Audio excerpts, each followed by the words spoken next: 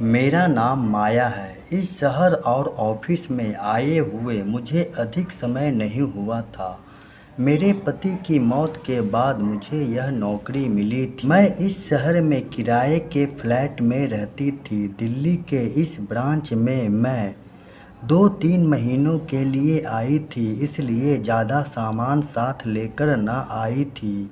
खाना भी बगल के ढाबे में खाया करती थी। इस दौरान उन दिनों देश में कोरोना के कारण हुए लॉकडाउन में मेरे साथ खाने को लेकर बड़ी समस्या हो गई थी। हमारे बगल के फ्लैट में एक लड़का रहता था।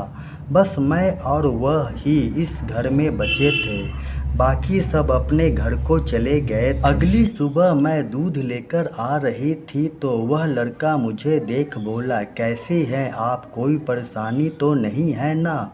मैं बोली, बस चल रहा है, मैगी ब्रेड खाकर गुजारा कर रही हूँ। क्यों, खाना बनाना नहीं जानती आप? मैं हंस पड़ी, जानती हूँ, मगर यहाँ कोई सामान नहीं है मेरे पास। ठीक है, मैं आपका खाना बना दिया करूँगा। एक अनजान शख्स के मुंह से इतनी आत्मीयता भरी बातें सुन मुझे बहुत अच्छा लगा था। थोड़ी देर बाद वह लड़का यानी अमर मेरे लिए नाश्ता लेकर आया था। पोहा खाकर मेरे चेहरे पर मुस्कान खिल गई। दोपहर को मेरे लिए खाना लेकर आ गया। मैं सोच रही थी किस मुंह से उसका शुक्रिया करूं।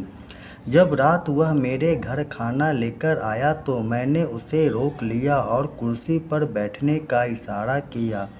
वह थोड़ा सकुचाया हुआ बैठ गया। मैं बोली, आप अपने बारे में बताइए ना, मैं जानना चाहती हूँ, इस अजनबीपन को ख़त्म करना चाहती हूँ।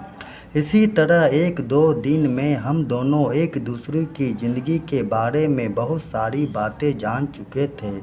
मैं उसके घर भी आने जाने लगी थी, साथ खाना खाते बातें करते। करीब एक हफ्ते में ही हम एक दूसरे के काफ़ी करीब आ चुके थे और फिर एक दिन मुझसे जाने अनजाने में वह गलती हो गई जो कभी सोचा नहीं था। इसकी जिम्मेदार मैं खुद थी, पर अमर इस बात को लेकर खुद को गुनहगार मान रहा था। मैंने उसे समझाया, इस परिस्थिति का दोष समझो, मैं तुम जैसा दोस्त खोना नहीं चाहती। हम यह गलती आगे से नहीं करेंगे।